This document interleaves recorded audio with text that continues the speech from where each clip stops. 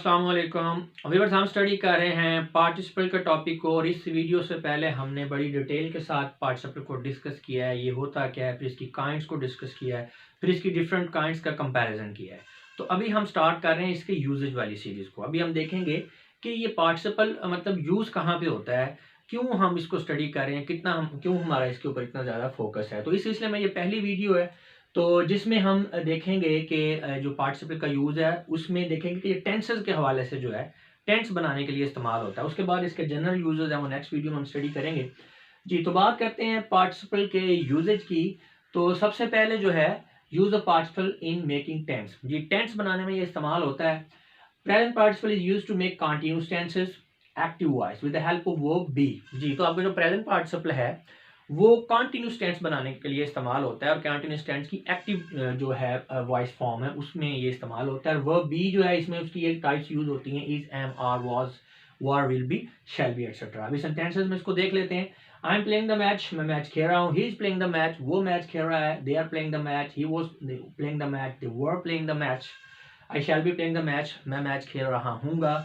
I will B playing the match, मैं match खेल रहा हूँगा। तो आई के साथ आप विल और शैल वैसे तो दोनों लगा सकते हैं, लेकिन आपको समझाने की गरज से यहाँ पे मैं ही लगाना चाहूँगा कि बास जो है आपके साथ जो प्रोनाउंस है उनके साथ शी लगता है और सॉरी विल लगता है और उसके साथ शैल लगता है। अच्छा जी, तो ये आप देख सकते हैं ये प्रेजेंट कॉन्टिन्यूस टेंस है और उसके बाद फ्यूचर कॉन्टिन्यूस टेंस भी है और पास्ट, यानी जितने भी कॉन्टिन्यूस टेंस हैं इन वर्ब्स की मदद से जो है हमारा पार्टिसिपल उनको उनके कॉन्टिन्यूस फॉर्म को बनाता है और एक्टिव वॉइस फॉर्म को बनाता है। हाँ जी, तो टेंसेस के हवाले से दूसरी जो इसकी एप्लीकेशन है, past participle is used to form perfect tenses.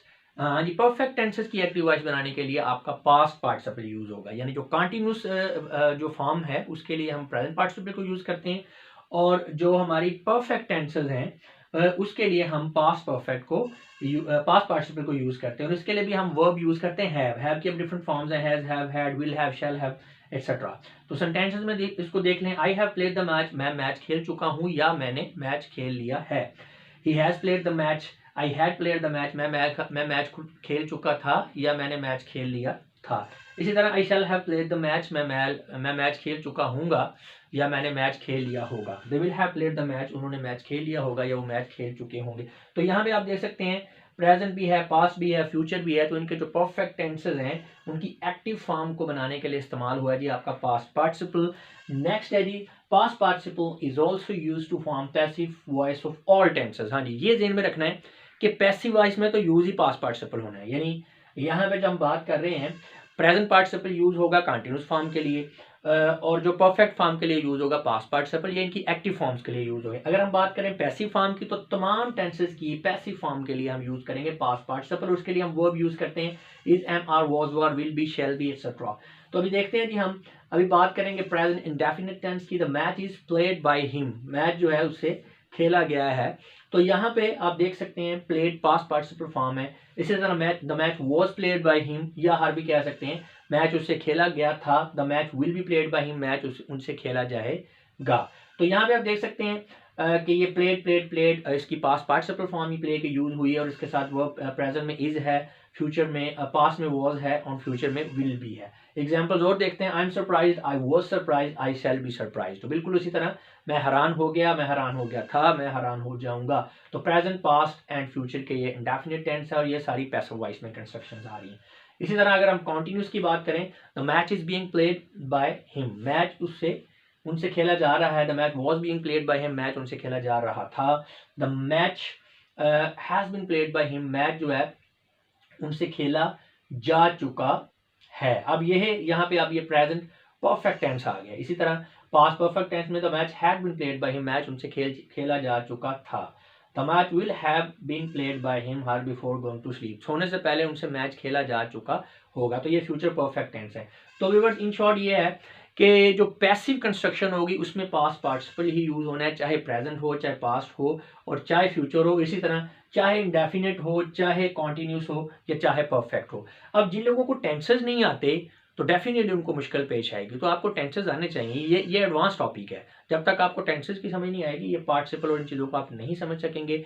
इसलिए लिंक्स दे दिए गए नीचे टेंसेस के, तो वहाँ से आप इनको जो है वो स्टडी कर सकते हैं। इसके अलावा English play course complete English course वाली जो प्ले लिस्ट है उसके अंदर भी टेंसेस मौजूद हैं, वहाँ से भी आप इनको सर्च कर सकते हैं। तो टेंसेस आपको आने चाहिए। ये जो स्ट्रक्चर्स हैं सिंपली जस्ट हमने पार्टिसिपल के यूजेज को समझने के लिए बनाई हैं। तो एग्जैक्टली अब ये बनती कैसे हैं, इनका क्या तरीकाकार है, ये तो आपको टेंसेस में ही पता चलेगा। तो ये हमारा हो गया जी कि जो आपका पार्टिसिपल है ये यूज़ होता है टेंस बनाने के लिए। नेक्स्ट हम जनरल यूज़ ऑफ पार्टिसिपल देखेंगे, उसमें प्रेजेंट का अलहदा, पास्ट का अलहदा और फ्यूचर का। तो ये जो पार्टिसिपल हैं प्रेजेंट, पास्ट और परफेक्ट पार्टिसिपल हैं, 3 हमारी कैटेगरीज हैं। तो उनके जनरल यूज़ को 1 बाय 1 स्टडी करेंगे, लेकिन नेक्स्ट वीडियोस के अंदर लिंक्स उनके डिस्क्रिप्शन में दे दिए गए। अगर आप कंप्लीट इंग्लिश कोर्स वाली प्ले लिस्ट के अंदर जाके इस टॉपिक को देखेंगे तो वहाँ पे ये पूरे का पूरा टॉपिक एक ही वीडियो में, यानी ये सारे जो पार्ट्स हैं ये कंबाइंड शक्ल में आपको मिल जाएंगे।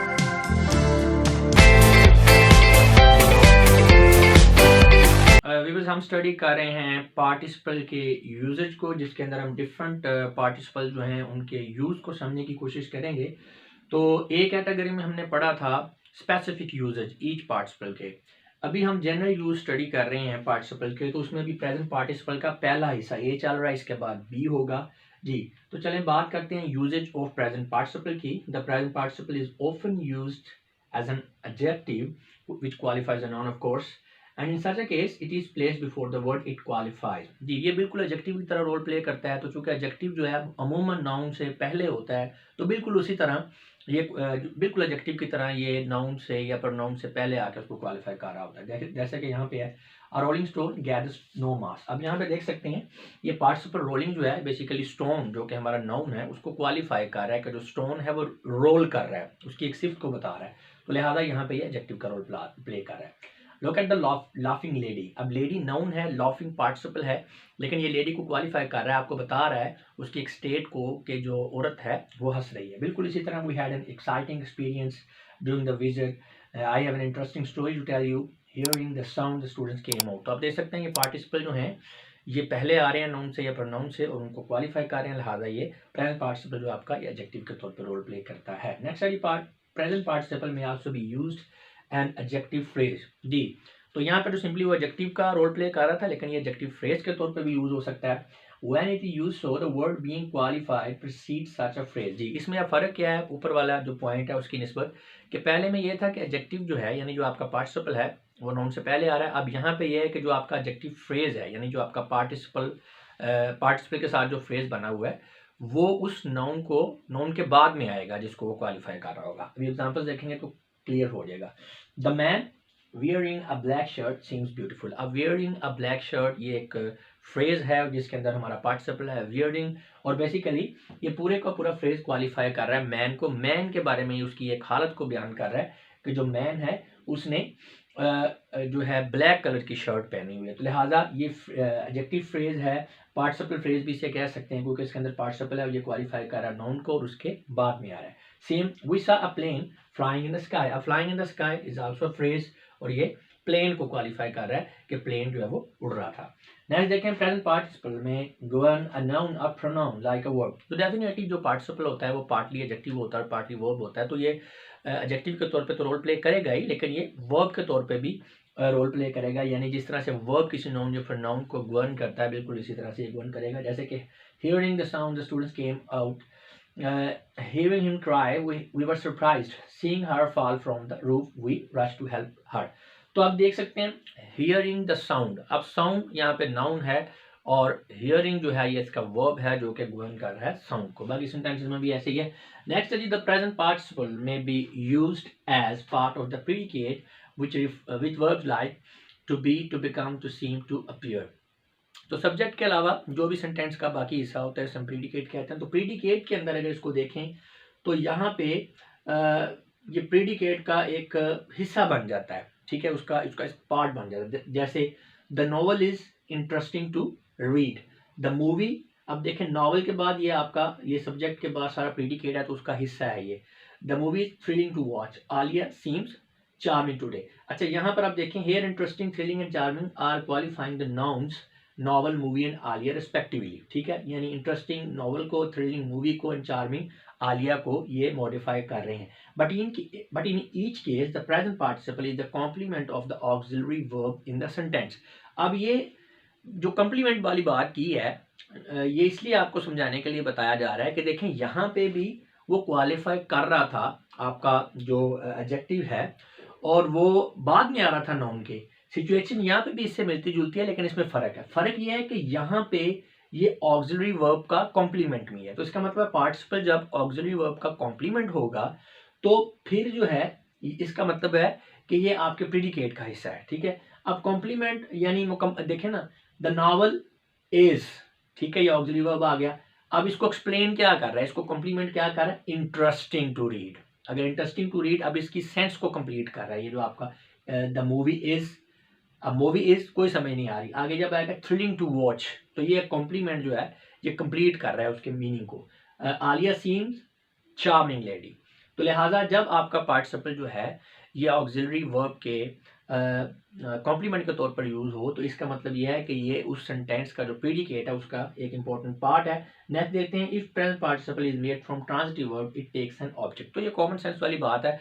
ट्रांजिटिव वर्ब होता ही वो है जो कि अपने साथ एक ऑब्जेक्ट को लेता है अपने मैसेज को कन्वे करने के लिए कंप्लीट। तो अगर आप ट्रांजिटिव वर्ब से बना रहे हैं पार्टिसिपल, तो डेफिनेटली आपको फिर इसके आगे एक ऑब्जेक्ट यूज करना पड़ेगा, उसके बगैर उसका मैसेज क्लियर नहीं होगा। जैसे कि we saw a student carrying, तो कोई पता नहीं चाह रहा, क्योंकि कैरी बेसिकली एक आपका क्या है, ट्रांजिटिव वर्ब है। इसके साथ ये आईएनजी लगा के हमने इसको प्रेजेंट पार्टिसिपल की शेप दी है। अ बंडल ऑफ पेपर्स, तो ये आपका ऑब्जेक्ट है, ये नहीं होगा अ बंडल ऑफ पेपर, तो मैसेज क्लियर नहीं होगा। We instructed a worker shifting.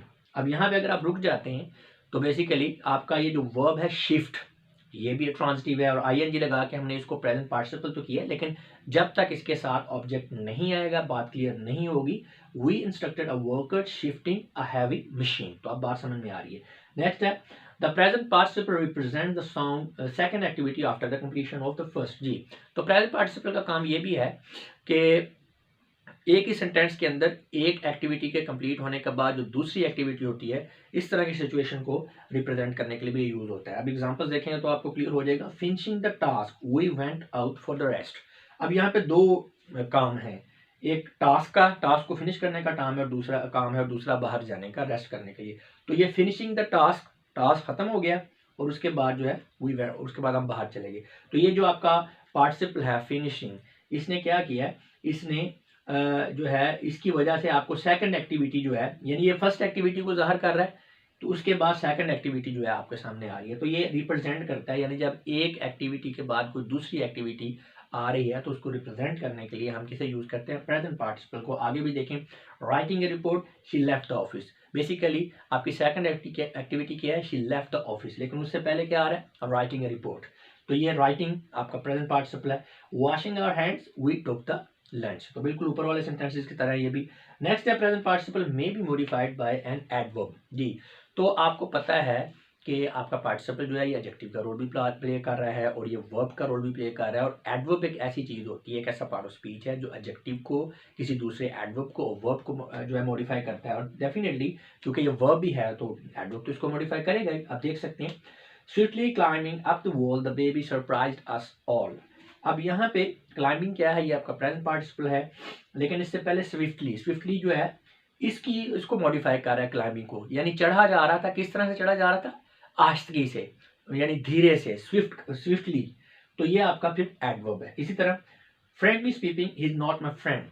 अब यहाँ पे स्पीकिंग क्या है, पार्टिसिपल है, इसको क्वालिफाई क्या कर रहा है, फ्रेंकली, यानी ये उसकी हालत को बता रहा है। बोला जा रहा था, किस तरह से बोला जा रहा था, फ्रेंकली बोला जा रहा है, ठीक है ना। तो लिहाजा ये इसका एडवर्ब है। नेक्स्ट देखें, प्रेजेंट पार्टिसिपल में also be modified by an adverb of degree. जी, तो एडवर्ब ऑफ डिग्री इसके साथ लग सकता है क्योंकि ये एडजेक्टिव भी है, और आपको पता है कि जो डिग्रीज ऑफ कंपैरिजन होते हैं वो आपके होते हैं उसमें एडजेक्टिव में भी होते हैं, और यहाँ पे चूंकि एडवर्ब है तो एडवर्ब की भी डिग्रीज होंगी। तो जैसा कि अभी आपके पास एडवर्ब डिग्री वाले एडवर्ब्स हैं, very, too, quite and rather etcetera, और भी हो सकते हैं। तो डिग्रीज जो एडवर्ब की जो है एडवर्ब ऑफ डिग्रीज, सॉरी मैं आपको बताने में थोड़ी कंफ्यूजन होगी।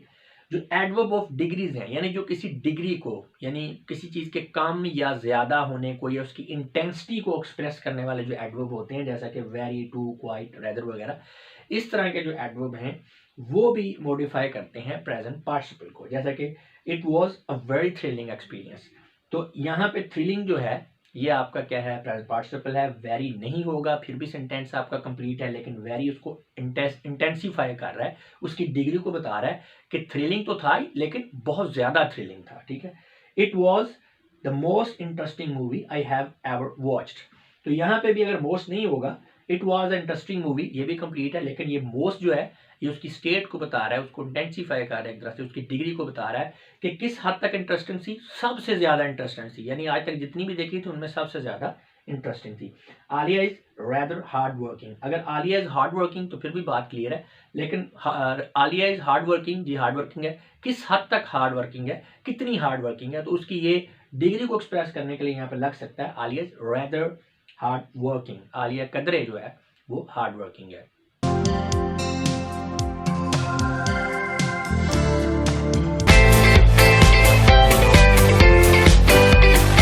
वीवर्स हम स्टडी कर रहे हैं जनरल यूज ऑफ पार्टिसिपल्स को, तो इसमें सबसे पहले हम प्रेजेंट पार्टिसिपल को देख रहे हैं। इससे पहले इसका ए पार्ट था, अब हम इसका बी पार्ट स्टडी करेंगे। वैसे ये पूरी की पूरा वीडियो जो है ये पार्टिसिपल का पूरा टॉपिक एक वीडियो के फॉर्म में भी आपको कंप्लीट इंग्लिश कोर्स वाली प्लेलिस्ट के अंदर अवेलेबल होगा।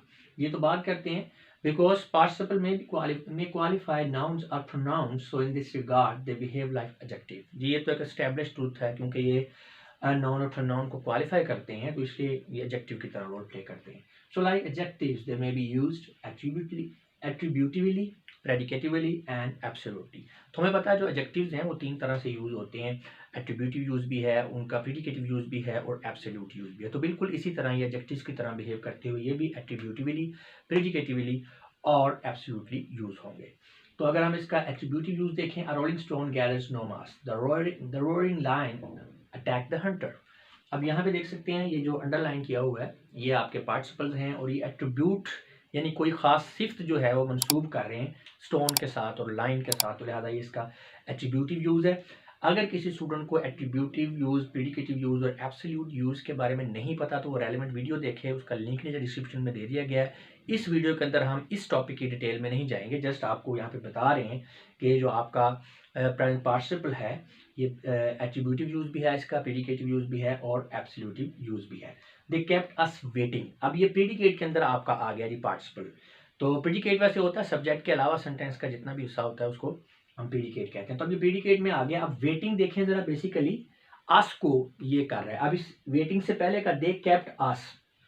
अब यहाँ पे अस क्या है, ऑब्जेक्ट है, वेटिंग इस ऑब्जेक्ट को क्वालिफाई कर रहा है और ये प्रेडिकेटिवली जो है ये यूज हुआ है। इसी तरह she left the baby weeping, weeping participle है, ये बेबी को मॉडिफाई कर रहा है कि बेबी वीप रो रहा है, तो लिहाजा ये प्रेडिकेटिव में यूज हुआ है और ये ऑब्जेक्ट को मॉडिफाई कर रहा है। नेक्स्ट में जो टैटर्ड है ये सब्जेक्ट को मॉडिफाई कर रहा है क्योंकि ड्रेस जो है ये फटा पुराना है।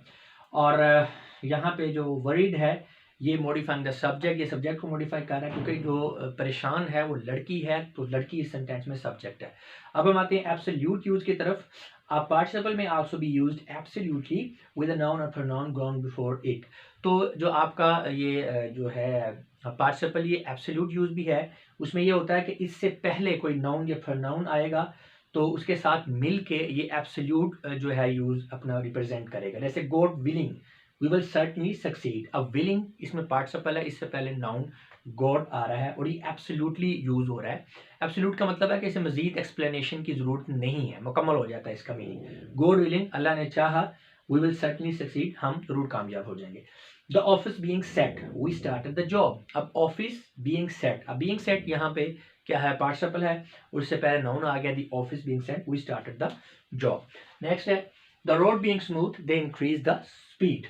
The sea being torment, we didn't go for sail. So, weather permitting, we played a match.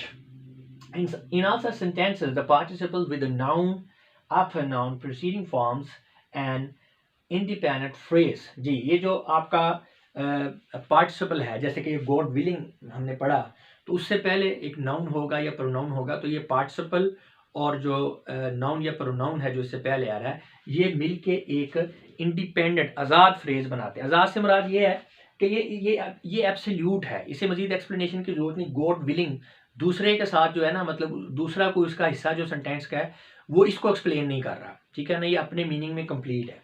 इसी तरह ऑफिस बीइंग सेट, ऑफिस जो है वो सेट हो गया था जब, तो ये भी एक कंप्लीट है। तो ये इंडिपेंडेंट फ्रेज हम इसे इसलिए कहेंगे कि ये डिपेंड नहीं कर रहा सेंटेंस के दूसरे हिस्से पर अपने मैसेज को कंप्लीट कन्वे करने के लिए। तो which is called as absolute phrase, तो इसीलिए हम इसे एब्सोल्यूट फ्रेज कहते हैं क्योंकि ये इंडिपेंडेंट है। And the noun and pronoun so used with the participle in an absolute phrase is recorded as nominative absolute. हाँ जी, तो जो आपका नाउन या प्रोनाउन जो है वो आपके एब्सोल्यूट फ्रेज के अंदर इस तरह से यूज हुआ है, उसे हम नॉमिनेटिव एब्सोल्यूट कहेंगे, जैसा कि यहाँ पे गॉड है या ऑफिस है। इसी तरह नेक्स्ट है however such an absolute phrase can easily be changed into a subordinate clause। जी, ये जो आपका एब्सोल्यूट फ्रेज है, इसी एब्सोल्यूट फ्रेज को हम सब ऑर्डिनेट क्लास के अंदर कन्वर्ट कर सकते हैं। अब अगर आपको फ्रेज एंड क्लासेस का नहीं पता तो ये मुश्किल हो जाएगा समझने को, इसलिए आप रेलेवेंट वीडियो देख लें, लिंक नीचे डिस्क्रिप्शन में दे दिया, क्योंकि उसकी डिटेल में मैं नहीं जा सकता। तो यहाँ पे अब ये आप देख सकते हैं कि हम बड़ा इजीली इसको सब ऑर्डिनेट क्लास जो है बना सकते हैं एब्सोल्यूट फ्रेज को। वो किस तरह से देखें, God willing we will certainly succeed. अब ये आपका एब्सोल्यूट फ्रेज है गॉड विलिंग। अब देखिए इसको सब ऑर्डिनेट क्लास कैसे बनाते हैं। We will certainly succeed if God is willing. God willing को हमने यहाँ पे अब क्लास ऑफ कंडीशन बना दिया है जो कि एक सब ऑर्डिनेट क्लास है, इफ गॉड इज विलिंग, और वी विल सर्टेनली सक्सीड इसको हम पहले लेंगे। अब इसकी ट्रांसलेशन और इस सेंटेंस की ट्रांसलेशन बिल्कुल सेम है, लेकिन इनकी स्ट्रक्चर्स में आप वेरिएशन देख रहे हैं कि यहाँ पे हमने एब्सोल्यूट फ्रेज लिया और उसके साथ नॉमिनेटिव एब्सोल्यूट ले लिया। यहाँ पे हमने क्या किया, सब ऑर्डिनेट क्लास है जो कि क्लॉज ऑफ कंडीशन है उसे बना दिया। इसी तरह अगर दूसरे सेंटेंस को लें, the office being set we started the job. The office being set ये क्या है, ये आपके पास एब्सोल्यूट फ्रेज है। अब हम इसको आगे ले गए, ठीक है, इसको हमने क्लॉज बनाना है। तो वी स्टार्टेड द जॉब पहले आ जाएगा, we started the job when the office was set. अब ये बिल्कुल ट्रांसलेशन उसकी भी सेम है, उसकी भी सेम है, मफहूम मैसेज सेम है, लेकिन स्ट्रक्चर डिफरेंट है। वहां पे एब्सोल्यूट फ्रेज था और ऑफिस था जो कि नॉमिनेटिव एब्सोल्यूट था। यहाँ पे हमने क्या किया, एब्सोल्यूट फ्रेज को हमने जो है सब ऑर्डिनेट क्लास बना दिया, और इसकी जो सेंस है उसके मुताबिक ये क्लास ऑफ टाइम बन रही है क्योंकि इसमें टाइम का जिक्र है। और वो पहले वाली में शर्त थी कि अगर अल्लाह राजी होगा तो वो क्लास ऑफ कंडीशन थी। इसी तरह अगर हम इसको देखें, the road being smooth they increase the speed. अब इसमें भी ये जो हमारा एब्सोल्यूट फ्रेज है इसको हम भी सबऑर्डिनेट क्लॉज बना देंगे। दे increase the speed because the road was smooth. तो अब इन दोनों का सेम मीनिंग है, ट्रांसलेशन सेम होगी लेकिन स्ट्रक्चर डिफरेंट है। यहाँ पे एब्सोल्यूट फ्रेज है आपका द रोड बीइंग स्मूथ, इसको हमने क्या बना दिया है, यहाँ पे क्लास ऑफ सबऑर्डिनेट क्लास बना दिया है। तो ये आपका जो है स्ट्रक्चर यहाँ पे चेंज हो गया है। और ये जो क्लास है आपकी, ये क्लास ऑफ रीजन है क्योंकि ये बता रही है कि जो स्पीड बढ़ाई गई है उसकी वजह क्या थी। दे इंक्रीज द स्पीड, यहाँ पे बात कंप्लीट हो रही है कि उन्होंने स्पीड बढ़ा दी। बढ़ाई क्यों, because the road was smooth. अब ये उसकी रीजन बता रहे हैं, ठीक है, तो लिहाजा ये क्लास ऑफ रीजन है।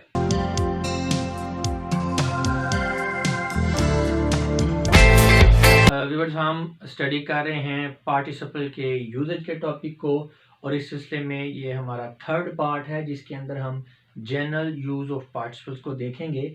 और इसके अंदर जो हमारा सब अभी जो टॉपिक चल रहा है वो पास्ट पार्टिसिपल चल रहा है, उससे पहले हमने प्रेजेंट पार्टिसिपल स्टडी किया था। और पास्ट पार्टिसिपल को भी 2 वीडियोस हैं, ये पहला पार्ट है। नेक्स्ट जो है इसके बाद वो बी पार्ट होगा पास्ट पार्टिसिपल का। तो चलें स्टार्ट करते हैं कि पास्ट पार्टिसिपल के यूजेज को समझने की कोशिश करते हैं। Past participle denotes a completed action. Past participle जो होता है ये किसी मुकम्मल एक्शन को रिप्रेजेंट करता है, मुकम्मल जो हो गया एक्शन। जैसा कि the tired workers went to sleep, जो थके हुए थे वर्कर्स तो वो सोने के लिए चले गए। The plants were laden with flowers. The frightened man began to run off. The blinded by dust storm we went off the road। तो इसमें आप देख सकते हैं टाइड वर्कर यानी वर्कर ऑलरेडी थक चुके हैं, ठीक है ना। प्लांट्स लेडन विद फ्लावर्स यानी जो फ्लावर्स हैं, जो आपके प्लांट्स हैं वो भरे हुए हैं फूलों से। फ्राइटेंड मैन आदमी डर चुका है, डरा हुआ है, ठीक है। तो लिहाजा ये कंप्लीटेड एक्शन को रिप्रेजेंट करते हैं सबसे पहले आपके पास पार्टिसिपल। नेक्स्ट है part participles may qualify the noun following like an adjective. जी, तो ये नाउन को भी क्वालिफाई करते हैं जो इनके बाद में आ रहे होते हैं, बिल्कुल सेम है जैसे एडजेक्टिव करता है। जैसे कि we had a weird look, अब ये आपका एडजेक्टिव है और ये आपका नाउन का रोल प्ले कर रहा है। ब्रोकन मिरर, टूटा हुआ शीशा। तो ब्रोकन यहाँ पे पास्ट पार्टिसिपल है जो कि एडजेक्टिव भी है मिरर के लिए कि वो टूटा हुआ है। Can harm your feet. The injured man were sent to hospital. अब इंजर्ड यहाँ पे पास्ट पार्टिसिपल है जो क्वालिफाई कर रहा है मैन को, तो लिहाजा ये एडजेक्टिव का रोल भी प्ले कर रहा है। नेक्स्ट देखते हैं जी, past participles function as adjectives which are complements of the verb. तो पास्ट पार्टिसिपल्स जो है, एक तो ये है ना कि वो बिल्कुल नाउन से पहले आके उसको क्वालिफाई कर रहे हैं। दूसरा तरीका ये है कि वो इस तरह से एडजेक्टिव के तौर पर रोल प्ले करते हैं कि वो वर्ब के कॉम्प्लीमेंट्स के तौर पर आ रहे हैं, यानी वर्ब के फौरन बाद उसका जो फंक्शन है उसको कंप्लीट करते हैं। जैसे कि द वर्कर्स वर, कोई मीनिंग नहीं आपको समझ आएगा, लेकिन जब टाइड लग जाता है साथ में, द वर्कर्स वर टाइड, तो इसका मतलब है ये वर्ब के एक्शन को कंप्लीट कर रहे हैं, उसको मफहूम दे रहे हैं। इसी तरह the library was closed, the students were punished, students को सजा दी गई। अब यहाँ पे बेसिकली ये जो टाइड है, ये एडजेक्टिव, ये क्वालिफाई किसको कर रहा है? ये वर्कर्स को क्वालिफाई कर रहा है। इसी तरह जो क्लोज्ड है ये लाइब्रेरी को क्वालिफाई कर रहा है कि लाइब्रेरी जो है ये बंद हो गई थी। इसी तरह पनिश जो है ये स्टूडेंट्स को क्वालिफाई कर रहा है कि वो जो है उन्हें सजा दी गई। तो लिहाजा यहाँ पे जो पार्टिसिपल्स हैं ये यूज हो रहे हैं एज अ सब्जेक्ट कॉम्प्लीमेंट, क्योंकि ये सब्जेक्ट को क्वालिफाई कर रहे हैं। In all these sentences past participles are used as subject complements. Next है, past participle are also used as object complement. अभी यहाँ पे हमने देखा है कि जो पार्टिसिपल्स हैं ये ऑब्जेक्ट को बेसिकली क्वालिफाई कर रहे हैं और ये ऑब्जेक्ट्स के लिए कॉम्प्लीमेंट सब्जेक्ट्स के लिए जो है वो कॉम्प्लीमेंट का रोल प्ले कर रहे हैं।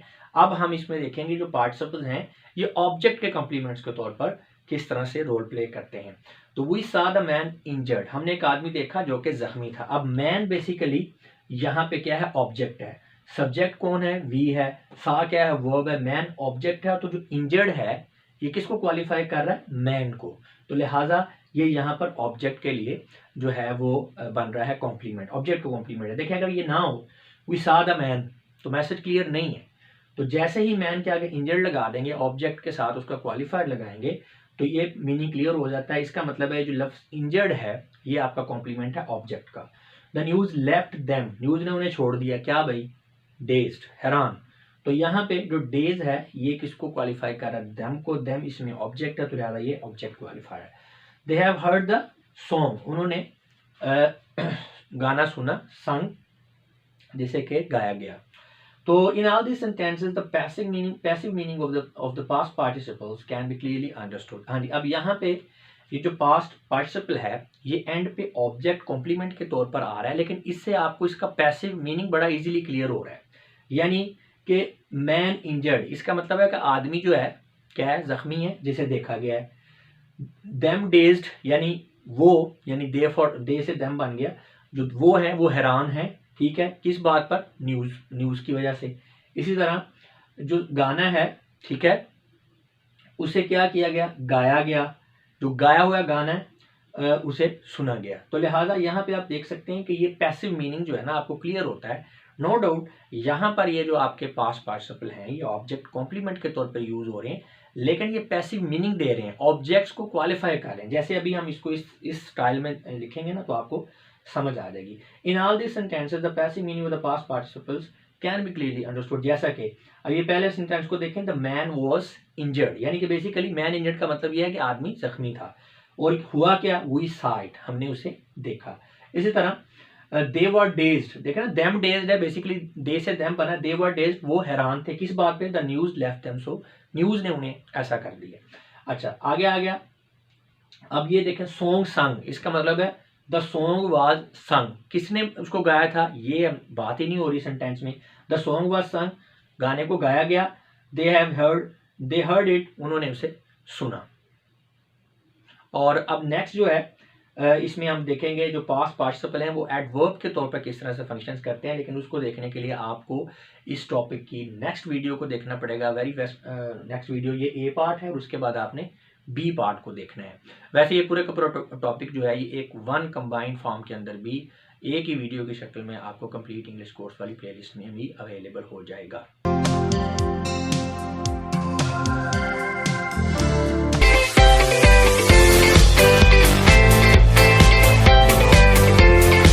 व्यूअर्स, हम स्टडी कर रहे हैं पार्टिसिपल के यूजेज के टॉपिक को, और इस सिलसिले में भी हम पास्ट पार्टिसिपल को यूज़ जो है उसको समझने की कोशिश कर रहे हैं। और इस हवाले से हमारी ये बी वीडियो है पास्ट पार्टिसिपल के यूज के हवाले से। इससे पहले जो ए पार्ट है इसका, वो नेक्स्ट वीडियो जो प्रीवियस वीडियो है इसके अंदर एक्सप्लेन कर दिया गया है जी। तो अभी हम देखेंगे कि जो पास्ट पार्टिसिपल है ये एडवर्ब की तरह भी फंक्शन करता है। कैसे? ही वॉकड आउट ऑफेंडेड, वो चला गया। किस तरह चला गया? गुस्से से। अब ये जो ऑफेंडेड है बेसिकली ये जो वर्ब वॉक है इसको मॉडिफाई कर रहा है, उसको उसकी मजीद एक्सप्लेनेशन कर रहा है। तो लिहाजा ये पास्ट पार्टिसिपल तो है लेकिन यहाँ पे ये एडवर्ब के तौर पे रोल प्ले कर रहा है। इसमें आप कंपेयर भी कर सकते हैं, जैसे he walked out very swiftly. अब यहाँ पे ये एडवर्ब है, प्योर आपको नजर आ रहा है एडवर्ब। ये वॉक जो हमारा वर्ब है उसको मॉडिफाई कर रहा है तो इसलिए ये एडवर्ब है। अब यहाँ पे जो ऑफेंडेड है जो पास्ट पार्टिसिपल है ये भी वही काम कर रहा है, वर्ब वॉक को इसी तरह से ये मॉडिफाई कर रहा है जिस तरह के यहाँ पे स्विफ्टली कर रहा है, तो लिहाजा ये एडवर्ब का काम कर रहा है। नेक्स्ट है Alia left the hospital completely cured. Alia ने हॉस्पिटल छोड़ दिया। लेफ्ट, कैसे छोड़ा? अब लेफ्ट को एक्सप्लेन कर रहा है, लेफ्ट को मॉडिफाई कर रहा है। क्या चीज? Completely cured. अब क्योर्ड क्या है? ये यहाँ पे पास्ट पार्टिसिपल है और ये एडवर्ब का रोल प्ले कर रहा है। इसी तरह Nawaz return home greatly upset. They help to form adjectival phrases qualifying the noun place before them. जी, तो ये आपके जो पास्ट पार्टिसिपल हैं ये एडजेक्टिवल फ्रेजेस भी बनाते हैं और उनका काम बिल्कुल ऐसे ही होता है कि जैसे आम एडजेक्टिव जो है जो बाद में आ रहा होता है अपने से पहले वाले नाउन को जो है वो क्वालिफाई करता है। जैसा कि अभी the bananas plucked yesterday are still fresh, जो केले कल तोड़े गए थे अभी तक फ्रेश हैं। अब यहाँ पे बनानास ये क्या है? नाउन। प्लक्ड यस्टरडे जो कल तोड़े गए। अब ये प्लक्ड यस्टरडे ये एक फ्रेज है और ये किसको मॉडिफाई कर रहा है, किसको क्वालिफाई कर रहा है? बनानास को। बनानास की एक्सप्लेनेशन कर रहा है। बनानास कौन से बनानास? जो कल तोड़ेंगे। तो लिहाजा ये आपका एडजेक्टिवल फ्रेज है। इसी तरह द मशीन्स, कौन सी मशीन्स जी? स्टोलन फ्रॉम द फैक्ट्री, जिन्हें फैक्ट्री से चुराया गया। तो अब स्टोलन फ्रॉम द फैक्ट्री ये एडजेक्टिवल फ्रेज है जो कि मशीन्स को क्वालिफाई कर रहा है। हैव बीन रिकवर्ड, बरामद हो गई हैं। वर्कर्स, कौन से workers? Injured in the blast, जो कि धमाके में जख्मी हुए। इंजर्ड इन द ब्लास्ट ये क्या है? ये एडजेक्टिवल फ्रेज है जो कि वर्कर्स जो हमारा नाउन है उसको क्वालिफाई कर रहा है। तो लिहाजा ये जो फ्रेज है ये एडजेक्टिवल फ्रेज है। आर शिफ्टेड टू हॉस्पिटल, उन्हें हॉस्पिटल मुंतकिल कर दिया गया। इसी तरह past participle are also used to combine sentences like present participle. Present participle की तरह जो हमारा पास्ट पार्टिसिपल है ये सेंटेंसेस को कंबाइन के काम भी कंबाइन करने के जो है रोल भी प्ले करता है। जैसा कि अभी यहाँ पे देखें दो सेंटेंसेस हैं। सेंटेंस ये है employee was fired by the boss, employee को बॉस ने बर्खास्त कर दिया। He left the office sadly, उसने बड़े अफसरदगी से ऑफिस को छोड़ा। अब ये दो सेंटेंसेस हैं, हम इन्हें कंबाइन करके एक सेंटेंस बना देंगे और जो है इसका थीम है, जो सेंस है, बात का जो मैसेज है वो भी इंटैक्ट रहेगा, उसमें भी कोई चेंज नहीं आएगा। The above sentences can be combined into one by using a past participle. जैसे fired by the boss, the employ left the office sadly.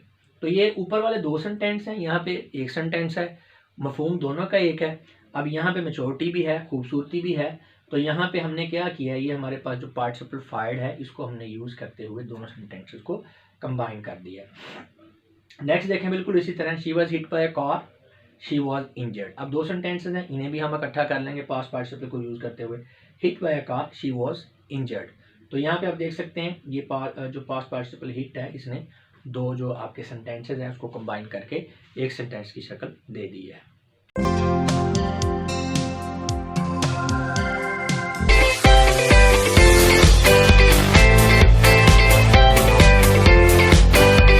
Viewers, हम स्टडी कर रहे हैं पार्टिसिपल के यूजेज के टॉपिक को और अभी इस सिलसिले में हम परफेक्ट पार्टिसिपल के यूज को समझने की कोशिश करेंगे।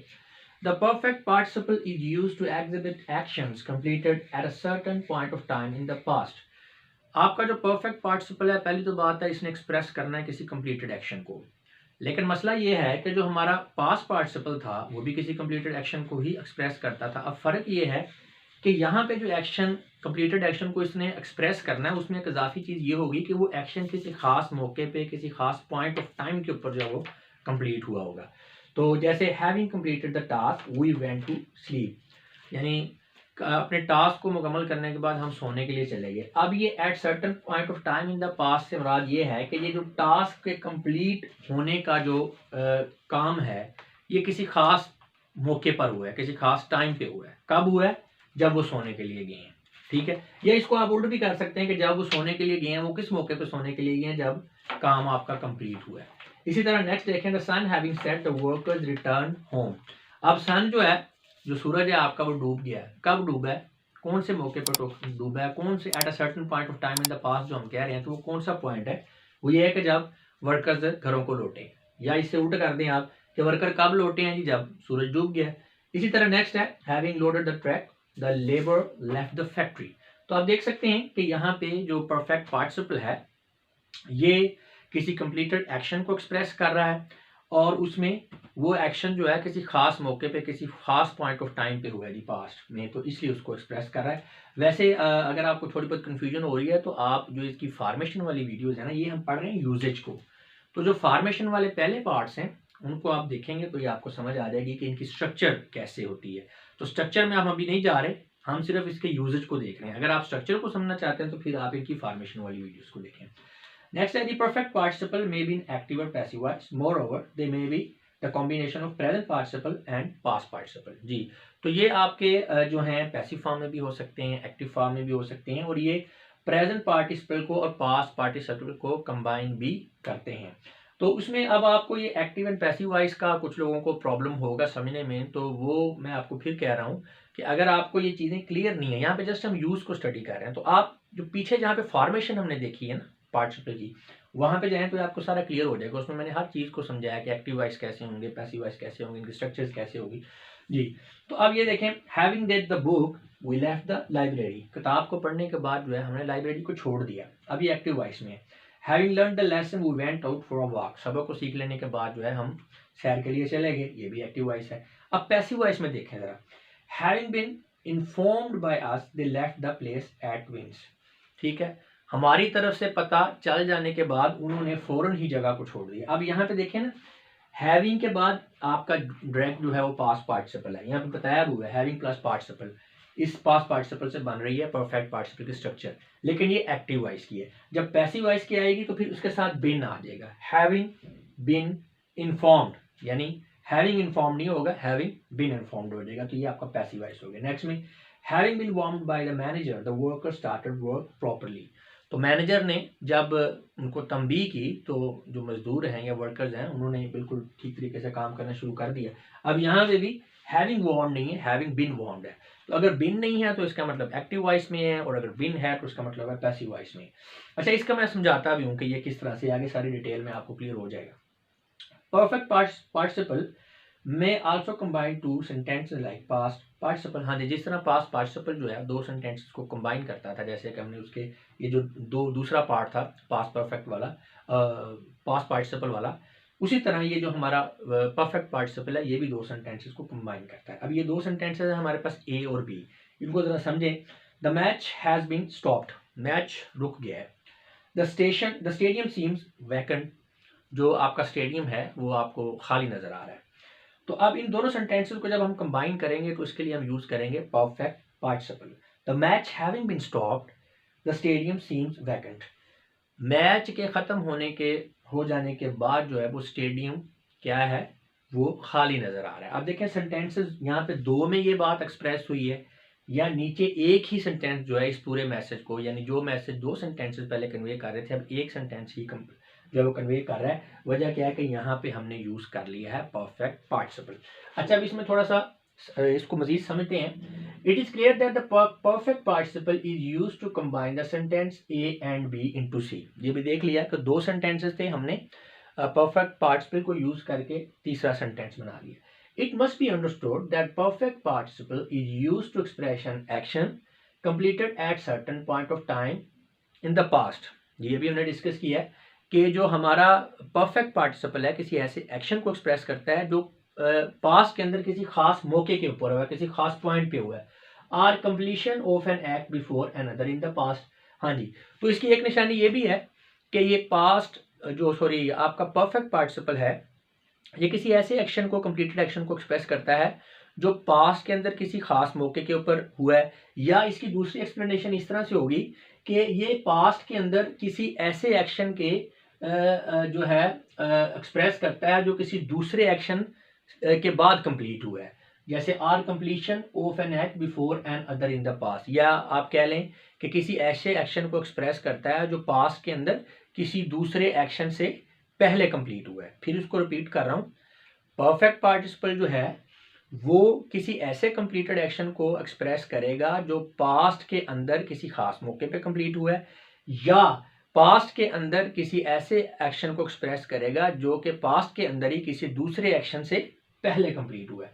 सो if something happens in the past after the completion of some other thing, the thing which occurs first और the thing which causes another thing to happen is always expressed in perfect participle. हाँ जी, ये बात समझने वाली है कि past में जो चीज जो है, दो एक्शन है ना, एक एक्शन हुआ और एक उसके बाद हुआ, तो जो एक्शन पहले कंप्लीट हुआ है दूसरे एक्शन की निस्बत, उसे हम कहेंगे, उसे लिखेंगे हम परफेक्ट पार्टिसिपल में। या इसको हम ऐसे भी कह सकते हैं कि वो वाला एक्शन जो वजह बना है किसी दूसरे एक्शन की पास्ट के अंदर, उसे हम परफेक्ट पार्टिसिपल के अंदर लिखेंगे। In the above example the sentence A is in the present perfect tense and sentence B is in the present indefinite tense. अब यहाँ पे देखें, the match has been stop, ये प्रेजेंट परफेक्ट है, the stadium seems vacant, ये present indefinite tense है यहाँ पे, ठीक है। तो but when they are combined to make a sense that the stadium appears vacant after the end of the match, then we have to express the first part of the sentence, यानी sentence से into perfect participle। यानी ये देखें ना, ये बात को, इसको मैं थोड़ा कंक्लूड करना चाहूँगा, समअप करूँगा। देखें, दो सेंटेंसेस हैं, आपने पास्ट में एक्टिविटी हुई है, अब एक्टिविटी इस तरह से हुई है कि एक एक्शन पहले कंप्लीट हुआ है, उसके बाद दूसरा एक्शन कंप्लीट हुआ, या आप कह लें जो पहला एक्शन कंप्लीट हुआ है वो दूसरे एक्शन के होने की वजह बने। अब ऐसी सूरत हाल में जब हमने ऐसे दो सेंटेंसेस को, जो दो एक्शंस को एक्सप्रेस कर रहे हैं, हमने जोड़ना है, तो वो वाला एक्शन जो पास्ट में दूसरे एक्शन से पहले हुआ है उसे हमने जो है परफेक्ट पार्टिसिपल में लिखना है। या आप ऐसे कह लें कि पास्ट के अंदर दो आपके एक्शन है, तो वो वाला एक्शन जो दूसरे एक्शन की वजह बना है, रीजन बना है, यानी दूसरा एक्शन पहले एक्शन की वजह से हुआ है, तो उसे भी हम परफेक्ट पार्टिसिपल में लिखेंगे। बात एक ही है। जैसे कि आप यहाँ देखें, the match has been stop, ये आपका कौन सा है, ये आपका प्रेजेंट परफेक्ट टेंस है। द स्टेडियम सीम्स वैकेंट, ये आपका प्रेजेंट डेफिनेट टेंस है। अब जब हमने इनको जोड़ना है तो जरा गौर करें, मैच पहले स्टॉप हुआ है, मैच पहले रुका है, और स्टेडियम बाद में खाली नजर आ रहा है। डेफिनेटली मैच खत्म होने से पहले तो स्टेडियम नजर नहीं आ सकता। इसका मतलब है मैच के रुकने का जो एक्शन है वो पहले हुआ है, और स्टेडियम जो है वो बाद में खाली नजर आ रहा है। तो जैसे हमने अभी पढ़ा है कि जो पहले हुए एक्शन, उसको फिर हम किस में लेंगे, उसे हम परफेक्ट पार्टिसिपल में लेंगे, the match having been stopped, ठीक है। इसको हम दूसरी तरह से भी एक्सप्लेन कर सकते हैं। मसलन हम ये कहते हैं कि जी पहला जो एक्शन है, आप कंप्लीशन वाली तरफ नहीं जा रहे, हम कहते हैं कि जो पहला एक्शन है वो दूसरे एक्शन की वजह बना है। डेफिनेटली जब मैच स्टॉप हुआ है तो स्टेडियम जो है उसके खाली होने की नौबत आई है, वरना तो ना होता। तो इस लिहाज से भी हम कहेंगे कि जो वजह बना है, जो पहला एक्शन है, उसे भी हम पैसिव वॉइस के अंदर, यानी उसको हम जो है परफेक्ट पार्टिसिपल के अंदर शो करेंगे। अच्छा, इसमें एक और एग्जांपल हम देख लेते हैं। The factory had been open, factory जो है वो खुल चुकी थी। अब ये पास्ट परफेक्ट है, इसको ज़हन में रखना है। The workers were busy running the machines, जो वर्कर्स थे वो मशीनों को चलाने में बिजी थे। अब इन दो सेंटेंसेस को जोड़ना है, तो हम किस तरह से जुड़ेंगे, the factory having been open, the workers were busy running the machines. Definitely जब फैक्ट्री ओपन हुई है तो मशीन को रनिंग करने वाला काम शुरू हुआ ना, इसलिए पहला एक्शन क्या है, फैक्ट्री के ओपन होने का, ठीक है। या आप कह लें ये जो एक्शन है वो दूसरे एक्शन का रीजन बना है, तो इसे फिर हम क्या करेंगे, इसे परफेक्ट पार्टिसिपल में लेंगे। The factory having been open, the workers were busy running the machine. Second part हमने वैसे ही साथ में कंबाइन कर लिए, यहाँ पे भी वो ऐसे ही है, द स्टेडियम सीम्स वैकेंट, उसमें कोई चेंज नहीं है। जस्ट हमने जो पहला एक्शन है उसको हम परफेक्ट पार्टिसिपल के लिए जो हमारा पहला एक्शन कंप्लीट हुआ है उसको हमने परफेक्ट पार्टिसिपल के अंदर जो है वो रिप्रेजेंट किया है। अच्छा, ये जो हमने अभी बात जितनी भी की है, इस सारी की सारी बात की एक सिंपल एक्सप्लेनेशन भी हो सकती है। ये सारी एक्सप्लेनेशन आपको पता होना चाहिए कि किस तरह से हम इसको कर सकते हैं। There may be another explanation of the formation of the above sentences which is as, because the verb of the sentence A in each case is in the passive form. हाँ जी, अब ये दो हमारे पास बेसिकली एग्जांपल हैं, ये वाली और एक ये वाली। अब ये जो आपका सेंटेंस ए है ये पैसिव फॉर्म में, the match has been stopped, ये पैसिव फॉर्म में। इसी तरह इसका भी देखें, the factory had been open, तो ये भी पैसिव फॉर्म में। तो जैसे case in the passive form has been stopped and had been open, ये दोनों आपकी पैसिव फॉर्म है। So perfect participle should also be in the passive form. तो जब आपका जो पहला सेंटेंस है, जो एक्शन आपका पहले कंप्लीट हुआ है पास्ट में, जब वो आपका पैसिव वॉइस में है, उसकी वॉइस पैसिव है, तो फिर आपने जब उनको जोड़ना है, जब आपने परफेक्ट पार्टिसिपल का यूज करना है, तो उसे भी हमने पैसिव में ही लेना है। जैसे कि यहाँ पे क्या है, have been has been stopped है, ये पैसिव में है, तो बिल्कुल इसी से हमने हैविंग बीन स्टॉप्ड है। अब अगर एक्टिव में देखें ना, एक्टिव में होता तो सिर्फ इतना होता, the match having stopped, been नहीं होता। लेकिन चूंकि जो पहला सेंटेंस है वो ऑलरेडी पैसिव में है, इसलिए फिर हमने यहाँ पे भी परफेक्ट पार्टिसिपल को क्या करना है, इसको हमने पैसिव में ही लेना है। हाँ, अगर ये वाला जो हमारा सेंटेंस है ये एक्टिव वॉइस में होता, तो फिर हमने यहाँ पे हैव बीन नहीं लगना था, द मैच हैविंग स्टॉप्ड, तो फिर ये भी एक्टिव में होना था। Same is the case here, यहाँ पे भी जो आपका पहला सेंटेंस है, the factory had been open, ये पैसिव में है। तो लिहाजा जब हमने इसको जोड़ना है, हमने परफेक्ट पार्टिसिपल का यूज करना, तो फिर हम उसे भी पैसिव में लिखेंगे। हाँ, अगर पहला सेंटेंस एक्टिव में होता तो फिर इसको भी हमने एक्टिव में रखना था, ये हैविंग बीन नहीं होना था, द फैक्ट्री हैविंग ओपन। ये ध्यान में रखिएगा कि ये एक्टिव एंड पैसिव वॉइस का थोड़ा डिफरेंस मैंने बता दिया, ये एक्टिव में है, ये पैसिव में है। अगर आपको अभी भी लेक्चर को समझने में परेशानी हो रही है, डेफिनेटली थोड़ा सा कंफ्यूजन है, मैं भी बोलते हुए थोड़ा सा आज डगमगा रहा हूँ, तो उसमें ये है कि ये जो इसके फॉर्मेशन वाले जो है ना टॉपिक्स लेक्चर्स जो हैं ये पार्टिसिपल के, वो जब आप देखेंगे तो फिर आपको प्रॉब्लम नहीं होगा। अगर आपने वो नहीं देखे हुए तो डायरेक्ट इसको समझने की कोशिश कर रहे हैं, तो फिर आपको प्रॉब्लम हो सकता है। तो क्योंकि स्टेप बाय स्टेप चलना होता है, अगर आपको कोई इनकी फॉर्मेशन का नहीं पता तो आप इनकी ये नेक्स्ट जो चीज़ें हैं इनको कभी भी नहीं समझ सकेंगे। सो यहाँ पे आप देख सकते हैं, इसको फिर मैं रिपीट कर रहा हूँ, there may be another explanation of the formation of the above sentences, which is as, because the verb of the sentence in each case is in the passive form, yani has been stopped and had been stopped, so perfect participle should also be in the passive form, I यानी कि having been stopped और having been opened respectively। तो viewers, इस video के बाद अभी ये जो यूजेज वाला जो हमारा टॉपिक है ना, द पार्टिसिपल का जो यूजेज है वो कंप्लीट हो गया है। इसमें यूजेज में हमने प्रेजेंट पार्टिसिपल को देखा, पास्ट पार्टिसिपल को देखा और परफेक्ट पार्टिसिपल कंप्लीट हो गया। नेक्स्ट अभी ये टॉपिक चल रहा है, उसमें हमने इनकी करेक्शन ऑफ एरर वाली एक्सरसाइजेज को भी करना है। इसके अलावा जो क्या उसे कहते हैं प्रैक्टिस एक्सरसाइजेज हैं वो भी करनी है। तो वो भी काफ़ी इसका काम रहता है, क्योंकि जब तक आप एक्सरसाइजेज नहीं करेंगे आपको नहीं समझ आएगी कि आपको ये टॉपिक अच्छी तरह से क्लियर हुआ या नहीं हुआ। जो करेक्शन ऑफ एरर वाली एक्सरसाइजेज हैं, जब वो आप करते हैं तो बहुत सारी चीज़ें आपकी उसके दौरान क्लियर होती हैं। उसके बाद फिर प्रैक्टिस एक्सरसाइजेज हैं जो सेल्फ टेस्ट हैं आपके, तो उसमें आपको समझ आ जाती है कि किस हद तक आपको टॉपिक की समझ आ गई है।